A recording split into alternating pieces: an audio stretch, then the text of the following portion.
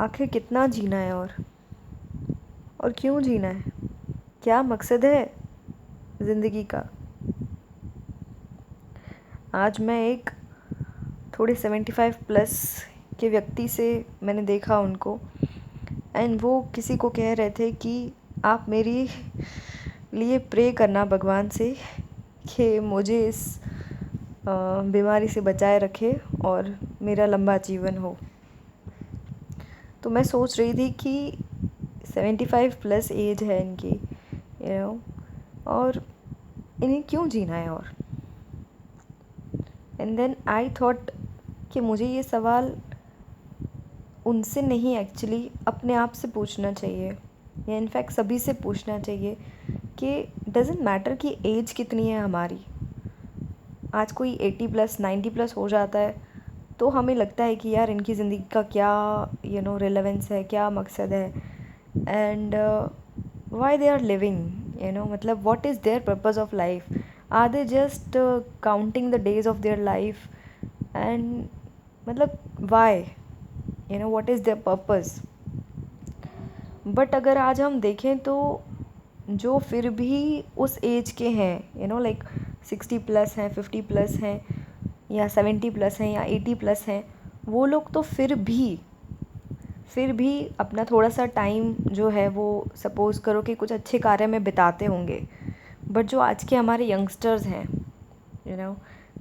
उनको पढ़ाई होती है तो होती है, ठीक है, वो भी कितनी करते हैं डोंट नो, लेकिन अदरवाइज़ सारी देर, या आजकल जो हमारे एज के यंगस्टर्स हैं वगैरह, कितना सारा टाइम अपना वहीं गंवा देते हैं, फेसबुक, व्हाट्सएप, या वहीं like just doing nothing and just wasting the time. What is life? Life is actually the time that we are getting.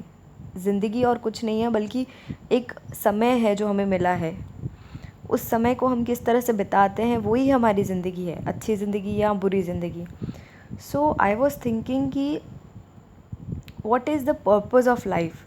Is it just कि हमें ज़िंदगी में पैसा कमाना है और वर्ल्ड टूर पे जाना है, या कहीं XYZ प्लेस पे जाना है, या खाना खाना है, because so many people are actually living for food. I have met so many people, I have seen them craving for food every day. जैसे कि वो लोग जीने के लिए नहीं खाते हैं, लेकिन खाने के लिए ही ज़िंदा है. They are actually, I don't know what to say, but मेरे ख्याल से कुछ खाना खाने के लिए that should not be a purpose of your life, that you want to eat every day something like this and that, इसीलिए आप ज़िंदा हो, या फिर टू XYZ ऐसे कपड़े पहनने हैं, या XYZ पार्टीज़ में जाना है, या लाइक दिस. ये सारी चीज़ें ठीक है, इट्स नॉट दैट कि इन सब चीज़ों से संन्यास ले लेना है. No, this all things are okay, good, but this is not life. आप, हमें ज़िंदगी इस चीज़ के लिए थोड़ी ना मिली है. या हमें क्या लगता है कि हम ज़िंदगी में बस ये सब चीज़ें करेंगे तो हमारी लाइफ की क्या वैल्यू रह जाएगी? हम ज़िंदगी को क्या वैल्यू दे रहे हैं? हम कितना भी खा लें, अच्छा, एक दिन, अगले दिन वापस भूख लगने वाली है, अगले दिन वापस लगने वाली है. यहाँ तक कि हम अपनी कितनी भी ऐसी इच्छाएं पूरी कर लें, it is always going to be recurring, always. लेकिन क्या हम ऐसा कुछ भी कर रहे हैं? ऐसी एक भी चीज़ अपनी लाइफ में हम कर रहे हैं जो हमें इंटरनली सेटिस्फाई करे? न कि जो हमारे सिर्फ बाहर की चीज़ को सेटिस्फाई करे, पर एक सोल को सेटिस्फाई करे, एक हमारे मन को एक ऐसी सेटिस्फैक्शन की फीलिंग दे कि हाँ यार, मेरी लाइफ का कुछ ना कुछ मकसद था, हाँ मैंने कुछ ना कुछ ऐसा लाइफ में किया जो शायद न सिर्फ मेरे जीते हुए पर मेरे मरने के बाद भी, न सिर्फ फिज़िकल चीज़ें जो मैं छोड़ के गया उसमें लोगों को कुछ मिला, लेकिन कुछ और, कुछ बियॉन्ड था जो मैंने किया. एंड आई थिंक जो इंसान सच्ची में अपनी ज़िंदगी की वैल्यू को समझता है, उसके लिए ये मैटर ही नहीं करता है कि मैं कितने साल जिया. उसके लिए हर दिन उसकी बेस्ट लाइफ होती है, हर दिन. और उस इंसान को, जो इंसान एक पर्पस ऑफ लाइफ से जी रहा है, आई थिंक उसको कभी भी मरने का डर नहीं होता है। हाँ, उसको शायद ऐसा होगा कि जो मैं अच्छा काम कर रहा हूँ, मेरा भी एक अच्छा मकसद है कुछ करने का, शायद वो पूरा नहीं होगा तो थोड़ा फ़ील होगा कि कुछ रह गया या कुछ लेकिन फिर भी क्योंकि वो उस प्रोसेस में है, तो इसीलिए उसने अब तक जितना भी किया है, आई थिंक जब वो इंसान वो कर रहा है तब भी उसको जो सेटिस्फेक्शन मिल रहा है, that is also more than enough. और आगे तो उसको जब तक जीना है तब तक बहुत कुछ करना ही है।